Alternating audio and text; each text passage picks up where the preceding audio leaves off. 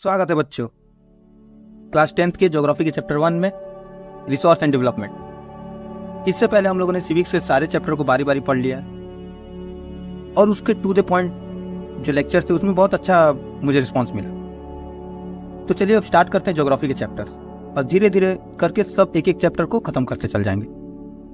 चलिए, रिसोर्सेस। अच्छा, रिसोर्सेस होता क्या है? वैसा कोई भी चीज जो हमारे काम को आसान करे या हमारी मदद करे उसे हम रिसोर्सेस बोलेंगे। सिंपल है।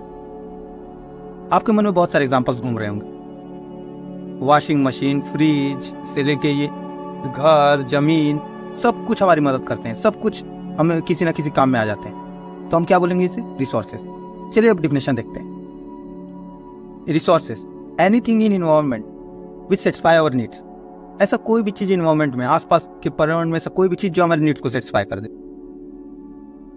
तो क्या हम किसी भी चीज को इन रिसोर्सेज बोलेंगे? क्योंकि रिसोर्सेज का मैंने जो डिफिनेशन बोला उसमें तो पूरी दुनिया आ जाएगी और इतने सारे चीज आ जाएंगे, लेकिन सब कुछ तो रिसोर्सेज नहीं ना है। तो इसके 3 टर्म्स एंड कंडीशंस रखे हुए हैं। पहला कि वो टेक्नोलॉजिकली एसेसिबल होना चाहिए। अब इसका मतलब क्या होता है? मान लीजिए दूसरे प्लेनेट पर हमें कोई मेटल या कोई कीमती मेटल मिला, क्या हम जाके उसको वहां से ले आ सकते हैं? क्या हमारे पास ऐसी टेक्नोलॉजी है कि हम जाके उसको वहां से लेके आ जाए? अभी तो हम चांद की एक्सप्लोरेशन में पड़े हुए हैं। इसका मतलब हमारे पास टेक्नोलॉजी नहीं है। तो टेक्नोलॉजी वैसी होनी चाहिए जिससे कि हम उस चीज को यूज कर सके या उस चीज को निकाल सके। ठीक है, तो टेक्नोलॉजिकली एक्सेसिबल होना चाहिए। अभी पेट्रोलियम, कोल, ये सब के लिए हम लोग के पास टेक्नोलॉजी है तो हम लोग इसको यूज कर रहे हैं। ठीक है। दूसरा पॉइंट है इकोनॉमिकली फीजिबल। अब मान लीजिए कि आपको जूस पीने जाना है लेकिन बाजार 10 किलोमीटर दूर है। आप गए 10 किलोमीटर दूर और जाके पी के आ गए। ये कोई लॉजिक है?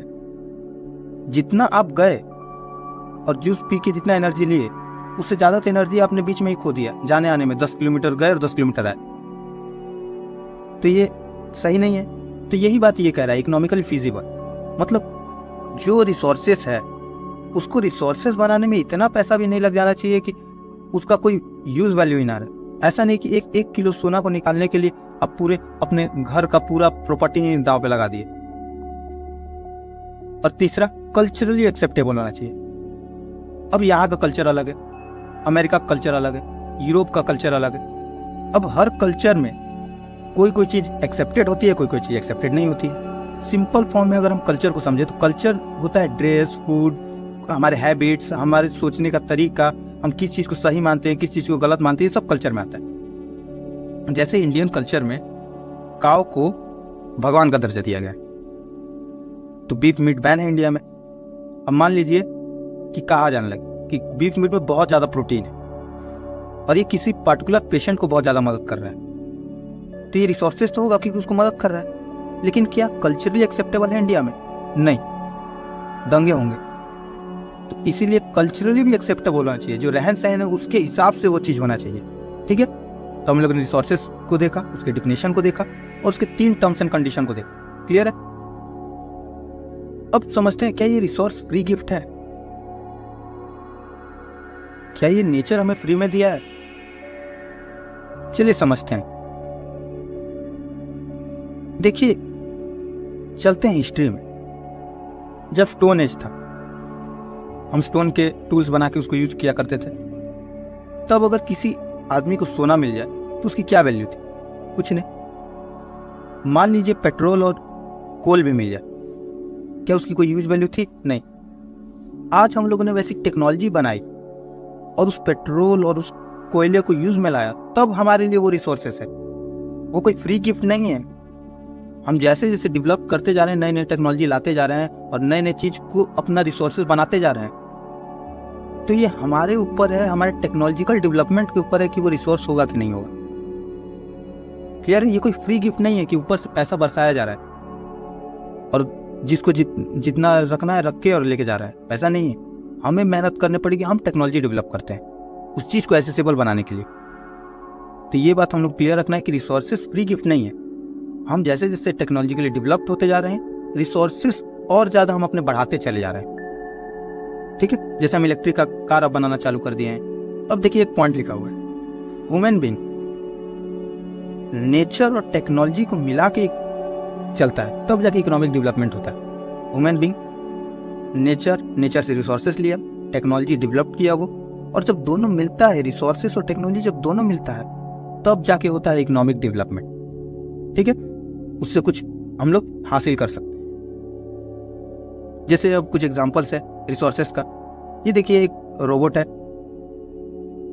जो चला रहा है किसी विंड मशीन को। ये कुछ इंडस्ट्रीज है, ये फॉरेस्ट है, ये सॉइल है, ट्रैक्टर उसको प्लग कर रहा है, और ये डायमंड है जिसकी माइनिंग हो रही। तो ये आप सब जो देख रहे हैं ये सब रिसोर्सेज है, क्योंकि हम इसको यूज कर रहे हैं, नहीं तो हमारे यूज के बिना इनका कोई यूज वैल्यू नहीं है। ठीक है, इतने सारे रिसोर्सेज हम देख रहे हैं कि रिसोर्सेज बहुत सारे चीज हो सकते हैं। ये मोबाइल फोन से लेके ये क्रिकेट बैट तक कुछ भी रिसोर्स हो सकता है। तो क्या सबको एक ही रिसोर्सेज मानकर चला जाए? किसको अगर हम क्लासिफाई कर देंगे तो ज़्यादा अच्छा होगा। तो चलिए अब इसको पढ़ते हैं, रिसोर्सेज के क्लासिफिकेशन को। तो देखिए अलग अलग बेसिस पर क्लासिफाई किया हुआ है। सबसे पहले पढ़ते हैं लाइफ के बेसिस पर, क्या उस चीज में जान है या नहीं है।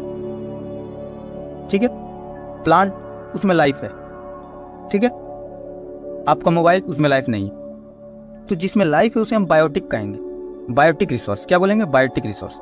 और जिसमें लाइफ नहीं है उसको अबायोटिक रिसोर्स कहेंगे। ठीक है, सिंपल है। बायोटिक में बायो लगा हुआ है, जिससे बायोलॉजी आता है, मतलब लाइफ। तो ये आपको याद करने में आसानी होगी कि बायोटिक तो लाइफ, अबायोटिक तो लाइफ उसमें नहीं है। ठीक है, वैसे रिसोर्स। फिर एक्सॉस्टिबिलिटी पर, कि वो खत्म होता है कि नहीं होता है, तो उस पर दो तरह के हैं, रिन्यूएबल और नॉन रिन्यूएबल। अब जो रिन्यूएबल है उसका जो फॉर्मेशन का रेट है वो थोड़ा जल्दी हो जाता है, तो इसलिए एक बार अगर हम खत्म कर देते हैं तो फिर से वो बहुत जल्दी अपने आप को फिर से रिन्यू कर लेता है। ठीक है, और नॉन रिन्यूएबल रिसोर्स ये भी फॉर्म होता है, क्योंकि अर्थ पर है तो ऐसा ही कहीं से तो नहीं आया होगा, फॉर्म हुआ होगा, लेकिन इसका टाइम जो होता है बहुत ज्यादा होता है रिन्यू होने का। इसलिए एक बार खत्म हो जाते तो लाखों हजारों साल लग जाते हैं, इसलिए इसको नॉन रिन्यूएबल बोलते हैं। ठीक है, सबको डिटेल में पढ़ेंगे हम लोग। ओनरशिप के बेसिस पर, इंडिविजुअल प्राइवेट प्रॉपर्टी, आपका घर, ठीक है, कम्युनिटी, पूरा पब्लिक प्रॉपर्टी, पार्क, ये सब। ठीक है, नेशनल, सरकार की प्रॉपर्टी, रोड, रेलवेज, ये सब नेशनल है। पूरे कंट्री के अंदर जितने भी रिसोर्सेस आ रहे हैं, जितने भी कोल निकल रहा है या फिर ये पेट्रोलियम निकल रहा है, ये सब किसका है? सरकार का है। तो ये सब नेशनल रिसोर्स है आपके टेरिटरी के अंदर, कंट्री के अंदर। ठीक है, इंटरनेशनल, ऐसे भी बहुत सारे जगह है जहाँ किसी नेशनल गवर्नमेंट का अधिकार नहीं है। जैसे समुद्र में थोड़े दूर तक नेशनल बाउंड्रीज होते हैं, लेकिन उसके बाद बहुत सारा समुद्र का एरिया ऐसा है जहाँ किसी कंट्री का बाउंड्री नहीं लगता, तो वो इंटरनेशनल बाउंड्री में आता है, वहाँ कोई अपना हुकूमत नहीं चला पाएगा। ठीक है, फिर आते हैं यूज के बेसिस पर। तो पोटेंशियल, किसमें पोटेंशियल है हम बाद में यूज कर सकते हैं उसको। डेवलप्ड स्टॉक, डेवलप्ड हो गया और रखा हुआ है, कभी यूज होगा उसका। और रिजर्व, तो ये सब जितने भी है इन सबको हम लोग डिटेल में पढ़ेंगे। ठीक है, लाइफ के बेसिस पर जो बायोटिक अबायोटिक है ये तो बहुत इजी है, अगर लाइफ है रिसोर्सेस में तो बायोटिक है, नहीं है तो अबायोटिक है। लेकिन ये सब जो है एक्सेसिबिलिटी के बेसिस पर, ओनरशिप के बेसिस पर, यूज के बेसिस पर, इन सबको अच्छे से हम डिफाइन करके पढ़ते हैं। चलिए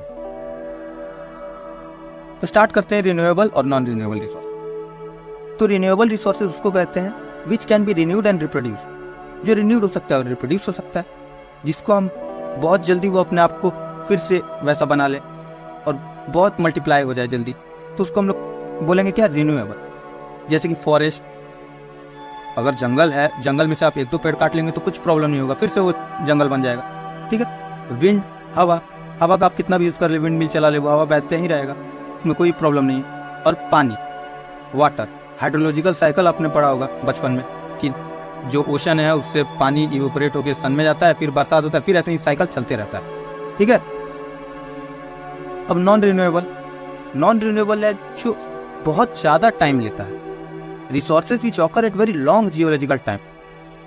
रिन्यू तो होगा लेकिन उसका जो टाइम गैप है वो बहुत ज्यादा है, जिसके चलते अगर वो एक बार खत्म हो गया तो फिर उसका रिन्यू होना बहुत मुश्किल होता है। ठीक है, जैसे कि मिनरल्स, कोल, पेट्रोलियम, फोसिल फ्यूल, वही कोल, पेट्रोलियम, यही सब फोसिल फ्यूल है। और मिनरल्स का हम और एग्जांपल दें तो आयरन, जितने भी आयरन, एल्युमिनियम, ये सब मिनरल्स ही हैं, ठीक है। तो रिन्यूएबल नॉन रिन्यूएबल एकदम क्लियर हो गया। अब एक क्वेश्चन उठता है हमारे मन में, क्या रिन्यूएबल रिसोर्स जो है वो भी नॉन रिन्यूएबल की तरह बिहेव कर सकता है क्या? तो इसका एक बहुत अच्छा आंसर है, हाँ। जब उसे हम अनप्रेसिडेंटेड स्केल पर यूज करने लगे, जैसे फॉरेस्ट है, उसमें आप 5 पेड़ काट लें तो उससे कोई फर्क नहीं पड़ने वाला, उसको फिर से वो रीजनरेट हो जाएगा, उतना वो रीजनरेशन रखता है। लेकिन आप आधा से ज्यादा फॉरेस्ट को ही काट दिए तो फिर तो उसकी रीजनरेशन की एबिलिटी धीरे हो गई और टाइम भी अब ज्यादा लगेगा रीजनरेट होने में, तो वो नॉन रिन्यूएबल की तरह बिहेव करने लगेगा, टाइम बहुत ज्यादा लेने लगेगा रिन्यू करने में, ठीक है। तो अगर हम ओवर यूज करें और उसको एक्सप्लॉइट करें तो वो नॉन रिन्यूएबल की तरह बिहेव करने लगेगा, उसका टाइम स्केल बढ़ जाएगा रिन्यू होने का, ठीक है। और फिर ये तो एक्सेसिबिलिटी के बेसिस पर था, अब आता है बारी के बेसिस पर। तो यूज के बेसिस पर कितने तरह के हैं, यहाँ 4 लिखे हुए हैं, चलिए देखते हैं। पोटेंशियल रिसोर्स, तो इसका मतलब क्या होता है कि एक रीजन में पाया तो जाता है लेकिन पूरी तरह से उसको यूज नहीं किया गया। जैसे राजस्थान में बहुत धूप पड़ता है तो उससे हम सोलर एनर्जी बहुत ज़्यादा इकट्ठा कर सकते हैं, और गुजरात में भी यही बात है, लेकिन हम लोगों ने अभी तक वैसे सोलर प्लांट्स लगाए नहीं हैं ज़्यादा, जिससे हम उस एनर्जी को ज़्यादा से ज़्यादा यूज़ कर सकें, और हवा भी बहुत तेज बहता है। तो इन सब के पास पोटेंशियल है राजस्थान और गुजरात के पास, लेकिन अभी तक हम लोगों ने इसको यूटिलाइज नहीं किया है पूरी तरह से, तो इसको हम लोग बोलेंगे पोटेंशियल, ठीक है। इसके अंदर पोटेंशियल है लेकिन हम बाद में यूज़ करेंगे, अगर वो यूज़ करने पर आ गए तो यूज़ कर सकते हैं, ठीक है। Develop, quality and quantity has been determined for use. इसका क्वालिटी ऐसा है, हाई क्वालिटी का, लो क्वालिटी का, और क्वांटिटी पता है कितने क्वांटिटी में अवेलेबल है, और उसको यूज बाद में हम करेंगे भी और कर भी रहे हैं, डेवलप्ड हो चुका है वो। जैसे कि फॉरेस्ट को यूज कर रहे हैं, उसका क्वालिटी पता है हम लोग को कि ये फॉरेस्ट का क्वालिटी कैसा है और कहाँ कहाँ फॉरेस्ट है। आप एटलस निकाल के वर्ल्ड मैप में देखेंगे तो पूरा उसका नक्शा बनाया हुआ है। फिर से पेट्रोलियम, कोल, ये सब, ठीक है। स्टॉक मतलब रखा हुआ है, पोटेंशियल है लेकिन एप्रोप्रिएट टेक्नोलॉजी नहीं है हम लोग के पास। जैसे मान लीजिए माइनिंग करते हैं तो कोल माइनिंग करते हैं, जैसे जैसे हम अर्थ के अंदर चले जाते हैं, ग्राउंड से जैसे ही हम लोग का डिस्टेंस नीचे की तरफ बढ़ता है, हीट उतना ही ज़्यादा बढ़ने लगता है, टेम्परेचर। तो हम कुछ स्पेसिफिक हाइट तक ही, कुछ स्पेसिफिक डेप्थ तक ही माइनिंग कर पाते हैं, लेकिन उसके नीचे भी तो और रेयर अर्थ मटेरियल्स है, तो उनकी माइनिंग हम नहीं कर पाते क्योंकि हमारे पास टेक्नोलॉजी अभी वैसी नहीं है। तो इसे हम क्या कहेंगे कि हाँ उसमें पोटेंशियल है, हम नीचे जानते हैं कि है, लेकिन हम माइनिंग नहीं कर पा रहे हैं क्योंकि हमारे पास टेक्नोलॉजी अवेलेबल नहीं है, ठीक है। रिजर्व, टेक्नोलॉजी है लेकिन यूज नहीं कर रहे हैं। जैसे हम पढ़ते हैं H2O वाटर का, उसमें से हाइड्रोजन और ऑक्सीजन निकाला जा सकता है। हाइड्रोजन आजकल फ्यूल की तरह यूज हो रहा है और बहुत कारीगरी फ्यूल है ये हाइड्रोजन, लेकिन अभी तक हम लोग ने यूज करना चालू नहीं किया। वाटर से हम लोग हाइड्रोजन ऑक्सीजन निकाल सकते हैं, लेकिन हम लोग ने अब तक निकाल के उसको यूज करना चालू नहीं किया। तो इसका मतलब वो पोटेंशियल फ्यूचर में क्या पता कभी यूज हो जब जरूरत पड़े, ठीक है। तो वो रिजर्व है, रिजर्व रखा हुआ है, ठीक है। अब ओनरशिप के बेसिस पर, तो पहला क्या था, इंडिविजुअल, प्राइवेट प्रॉपर्टी, घर, आपका एग्रीकल्चरल फील्ड, तो ये सब प्राइवेट प्रॉपर्टी है, तो ये इंडिविजुअल ओन कर रहा है, कम्युनिटी ओन कर रहा है।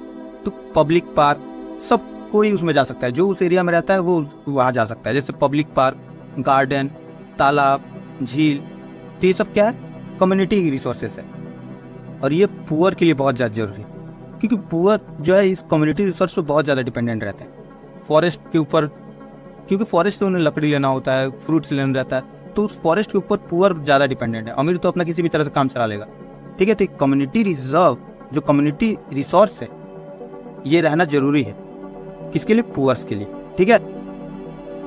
नेशनल, मैंने पहले ही बताया था कि जो भी नेशनल बाउंड्री के अंदर आती है, एक कंट्री के बाउंड्री के अंदर आता है, तो वो सब रिसोर्सेज कंट्री का होता है, all resource of a country. और यहाँ तक कि प्राइवेट प्रॉपर्टी को भी एक्वायर कर सकता है पब्लिक इंपॉर्टेंस के लिए। जैसे अगर कहीं पर रेलवे ट्रैक बिछाना और उससे बहुत लोगों का भला हो रहा है, तो आपकी प्राइवेट प्रॉपर्टी को सरकार ले सकता है, एग्रीकल्चरल फील्ड को, और उसके बदले में आपको कुछ कंपनसेशन देगा। ऐसा नहीं कि डायरेक्टली ले लेगा, आपको कुछ ना कुछ कंपनसेशन देगा, ठीक है। इसका मतलब कि ओवरऑल जितना भी प्रॉपर्टी है और जो भी रिसोर्सेस है एक कंट्री के अंदर, वो पूरा किसका है? National resources. ठीक है। इंटरनेशनल जो किसी नेशनल जुडिक्शन में फॉल नहीं करता है, किसी कंट्री के जुडिक्शन फॉल नहीं करता। जैसे ओशन मैंने बताया था कि बहुत सारे ओशन एरिया जो किसी कंट्री के बॉर्डर से नहीं लगते, इसलिए वो जो ओशन एरिया है वो इंटरनेशनल वहाँ कानून लगता है, यूनाइटेड नेशंस का कानून लगता है कि कोई भी कंट्री का जो शिप है वो वहाँ से पार हो सकता है। ठीक है। अब हम लोगों ने इतना रिसोर्सेज के बारे में जान लिया और देखा कि रिसोर्सेज बहुत यूजफुल है हमारे लिए। अगर रिसोर्सेज ना हो तो हम अपनी ज़िंदगी को आज के वर्ल्ड में इमेजिन तक नहीं कर सकते। अगर ये मोबाइल फ़ोन नहीं होता तो आप ये वीडियो नहीं देखते। यहाँ तक कि इंटरनेट भी रिसोर्सेज ही है। तो ये सब रिसोर्सेज मिलके आपकी ज़िंदगी को इतना आसान बना रहे हैं, इतना आपकी मदद कर रहे हैं। तो क्या इन रिसोर्सेज के साथ प्रॉब्लम नहीं होता होगा कुछ? हाँ, होता है। तो रिसोर्सेज के साथ क्या क्या प्रॉब्लम है? ग्रीडीनेस के चलते बहुत तेज़ी से उसको यूज़ करना, किसी दुनिया के बारे में नहीं सोचना कि इसका क्या होगा। जैसे पानी यूज़ कर रहे हैं तो बहुत ज़्यादा यूज़ कर रहे हैं बात करते समय और सोच रहे हैं कि मेरे एक बचाने से क्या हो जाएगा। तो ये आप अपना यूज़ कर रहे हैं कि हमको तो मिल रहा है ना, दूसरे को मिले ना मिले उससे कोई मतलब नहीं। फिर इक्वल बटा हुआ नहीं है, किसी के पास ज़्यादा है किसी के पास कम है। जैसे आप ऑयल का ही एग्जाम्पल ले सकते हैं। जो ऑयल है मिडिल ईस्ट कंट्रीज़ के पास ज़्यादा है, सीरिया, इजिप्ट, इन सब कंट्रीज़ के पास ज़्यादा है। तो ये रिसोर्सेज बटे हुए भी नहीं है इक्वल। और फिर से एक्सप्लोटेशन, ओवर यूज इंडस्ट्रीज कर रही हैं, और भी बहुत सारे मॉडर्न जितने हम मॉडर्न होते चले जा रहे हैं उतने ही एक्सप्लोटेशन कर रहे हैं उसका। एसी लगा देने से ओजोन लेयर में डिप्लेशन हो रहा है। ठीक है। तो क्यों हमें प्लानिंग और कंजर्वेशन करना चाहिए? क्यों हमें बचाना चाहिए रिसोर्सेज को? इसका आंसर हम लोग बहुत हद तक जान चुके हैं, क्योंकि वो हमारे इतने मदद करते हैं कि उसके लाइफ हम अपना लाइफ उसके बिना इमेजिन ही नहीं कर सकते हैं। अगर रिसोर्सेज, इक्विटेबल डिस्ट्रीब्यूशन और availability of resources is essential for quality life and global piece. सब लोग में बराबर का रिसोर्सेज बंटवारा और प्लस में अवेलेबल होना चाहिए रिसोर्सेज। अवेलेबिलिटी हमेशा होना चाहिए। जैसे फूड भी एक रिसोर्सेज ही है, अवेलेबल नहीं होगा तो कितने लोग भूखे मर जाएंगे। तो अवेलेबल भी होना चाहिए। ये जरूरी है क्वालिटी लाइफ के लिए, क्योंकि रिसोर्सेज अवेलेबल होगा, स्कूल, डॉक्टर्स, टीचर्स या फिर ये पेट्रोल, ये सब अवेलेबल होगा तभी तो आप क्वालिटी लाइफ जी पाएंगे। इलेक्ट्रिसिटी और ग्लोबल पीस के लिए। अभी ग्लोबल पीस क्यों कह रहा है? ऐसा क्या हो जाएगा रिसोर्सेज खत्म होने से कि पूरे ग्लोब का पीस बिगड़ जाएगा, झगड़ा लड़ाई होना? क्योंकि जो रिसोर्सेज है वो कहीं कहीं बहुत ज़्यादा अवेलेबल है। जैसे ऑयल की मैंने बात कहा, मिडिल ईस्ट कंट्रीज़ में बहुत ज़्यादा है, तो अब उन लोग के पास उतना ज़्यादा ऑयल है तो वहाँ हमेशा लड़ाई झगड़े होते रहते हैं। जिस दिन वो ऑयल सप्लाई बंद कर देगा उस दिन और ज़्यादा कंट्री लड़ाई झगड़े करेंगे। और रिसोर्सेज जब नहीं मिलेगा तो एक कंट्री दूसरे कंट्री पर वॉर करेगी वो रिसोर्सेज के लिए। तो ये सब चलते रहेगा। तो इसलिए ग्लोबल पीस के लिए भी जरूरी है रिसोर्सेज का रहना। ठीक है। कॉन्सेप्ट आता है कि ठीक है कंजर्वेशन कर रहे हैं, प्लानिंग कर रहे हैं, तो इसको एक नाम दे दिया जाए, सस्टेनेबल डेवलपमेंट। डेवलप तो हम इंडस्ट्री लगा के भी कर सकते हैं, इंडस्ट्री लगाए और वाटर को पोल्यूट किया और डेवलप हो रहे हैं। लेकिन ये सस्टेनेबल डेवलपमेंट क्या है? एक अलग वर्ड।